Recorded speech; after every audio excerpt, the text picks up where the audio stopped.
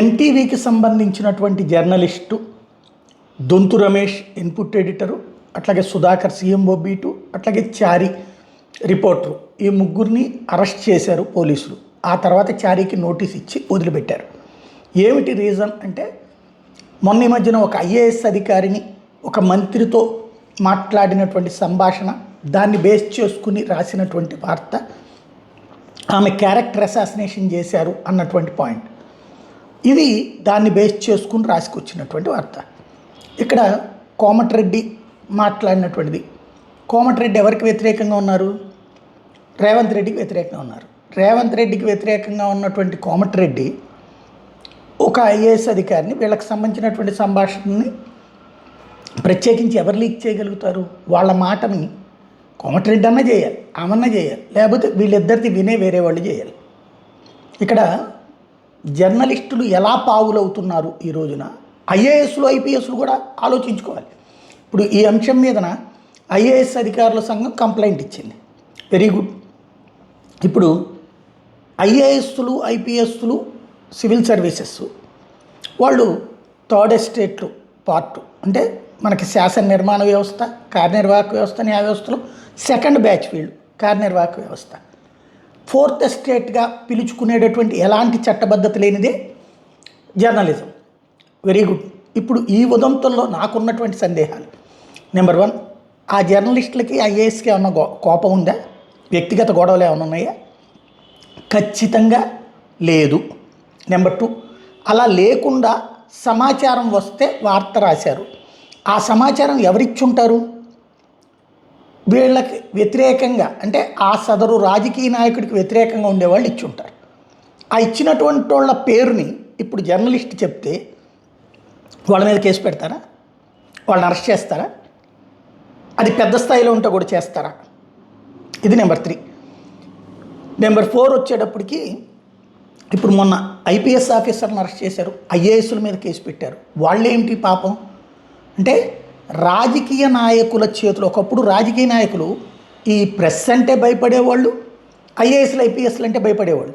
క్రమంగా వాళ్ళ ప్రాపకం కోసం వాళ్ళు మన భుజం మీద చెయ్యేస్తే చాలు మనకేదో గొప్ప మేలు జరిగిపోతుంది అనుకునే అమాయకత్వంతో జర్నలిస్టులు, ఇటు ఈ కార్యనిర్వాహక వ్యవస్థ అయినటువంటి ఐఏఎస్లు ఐపీఎస్లు వాళ్ళ దగ్గరికి వెళ్ళి కూర్చుంటే, వాళ్ళకి పూర్తిగా ఓ రకంగా లాయల్గా ప్రవర్తిస్తే, వాళ్ళు వాళ్ళ స్వార్థం చూసుకుంటున్నారు, వాళ్ళ అవసరాల కోసం అటు అధికారులు వినియోగించుకుంటున్నారు, ఇటు జర్నలిస్టులు వినియోగించుకుంటున్నారు. ఈ 2 వ్యవస్థలు సమాజానికి జవాబుదారీగా ఉండాల్సిన వ్యవస్థలు కాస్త రాజకీయ నాయకులైనటువంటి వాళ్ళకి ఎలియన్స్గా మారినాయి. సమస్య వచ్చినప్పుడు రాజకీయ నాయకుడు తప్పించుకుంటున్నాడు, వీళ్ళిద్దరు బలవుతున్నారు. టీఆర్ఎస్ టైంలో నిర్ణయాలు తీసుకుంటే నీకు దమ్ముంటే కేసీఆర్ని అరెస్ట్ చేయాలా, కేటీఆర్ని అరెస్ట్ చేయాలి, హరీష్ రావుని అరెస్ట్ చేయాలి. ఎవరిని పట్టుకుపోతారు? ఐఏఎస్ని ప్రభాకర్ రావా, లేకపోతే ఇంకొకళ్ళ ఐపీఎస్లా ఐఏఎస్లా వీళ్ళ మీద అరవింద్ కుమార వీళ్ళ మీద కేసులు ఉన్న వీళ్ళు అరెస్ట్లా. ఏం పాపం వీళ్ళది? ఏం తప్పు చేశారు? మరి అప్పుడు ఐఏఎస్ల సంఘం ఏమైంది? అప్పుడు ఈ ఐఏఎస్ల ఐపీఎస్ల సంఘం ఏమైంది? అదేందయ్యా, మీ ప్రభుత్వంలో ఎవడుంటే వాళ్ళు చెప్పింది వినాలి మేము. ఆ రోజున్న ప్రభుత్వం చెప్పినట్టు విన్నారు, దానికి వాళ్ళని ఎట్లా అరెస్ట్ చేస్తారు, వాళ్ళ మీద కేసులు ఎట్లా పెడతారని నిలదీయాలి కదా వీళ్ళు. లేదు, మన తోటోడికి జరిగింది, నష్టమే ఉందిలే మనం అన్నటువంటి రూట్ అయిపోయింది. ఇప్పుడు ఇవాళ వీళ్ళు చేస్తున్నారు, రేపు పొద్దున వీళ్ళ మీద నెక్స్ట్ వచ్చేటటువంటి వాళ్ళు ప్రతీకారం తెచ్చుకుంటారు కదా. కానీ అసలు వీళ్ళ చేత చేయించినటువంటి వాళ్ళు అయితే బాగానే ఉంటారు కదా రాజకీయ నాయకులు. అట్లాగే జర్నలిస్టులు వాళ్ళు ఇచ్చినటువంటి లీడ్తో వార్త రాసుకొచ్చారు, ఎథిక్స్ చెక్ చేసుకోవాలా. వార్తకు సంబంధించిన దాంట్లో సమాచారం విషయంలో ఎవరు ఏం తప్పడానికి వీల్లేదు.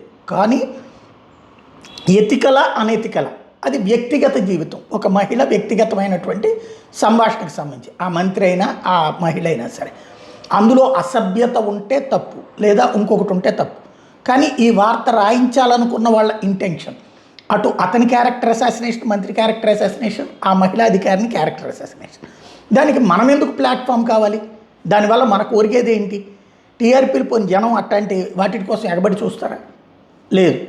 అయినా సరే సంబంధిత వ్యక్తి ఎవరో హైలీ ఇన్ఫ్లుయెన్స్, నాట్ పొజిషన్లో ఉన్నటువంటి దాంట్లో ఉన్నటువంటి వాళ్ళు చెప్పి ఉండాలి, వాళ్ళు రాస్తే రాయించారు. ఇప్పుడు ఐఏఎస్లు ఐపీఎస్లు ఒక్కసారి కన్నెర చేస్తే ఆ సదరు రాజకీయ నాయకుడు తప్పుకుని మీరు యాక్షన్ తీసుకోండి, నాకేం సంబంధం లేదనే రూట్లో నాకేం సంబంధం అని వీళ్ళు అడగరు, మీకు మీరే రాయించి ఉంటారండి. ఇప్పుడు జర్నలిస్టులు వర్సెస్ ఐఏఎస్ ఐపీఎస్ల సంఘం. చట్ట ప్రకారం వాళ్ళు చర్యలు తీసుకుంటారు, వార్తల ప్రకారం వీళ్ళు వార్తలు రాసుకుంటారు. దీనివలన ఎవరు లాభపడ్డారు? ఫైనల్గా రాజకీయ నాయకుడు లాభపడ్డాడు. రాజకీయ నాయకుడు చేతిలో పావులుగా మారారు. ఇప్పటికైనా మేము రాజ్యాంగబద్ధ విధులు నిర్వర్తిస్తామని ఐఏఎస్లు ఐపీఎస్లు, మేము జర్నలిజం విలువల్ని పాటిస్తామని జర్నలిస్టులు అనుకోకపోతే బ్రతుకులు ఇలాగే ఉంటాయి. పండగ పూటన ఎంత ఆవేదన భరితమంటే, పండగ పూటన పోలీస్ స్టేషన్లలో భర్త ఉంటే ఆ భార్యల ఆ పిల్లల పరిస్థితి ఏంటి? ఎంత మానసికంగా నలుగుతారు? ఖచ్చితంగా ఆలోచించుకోదగినటువంటి అంశం.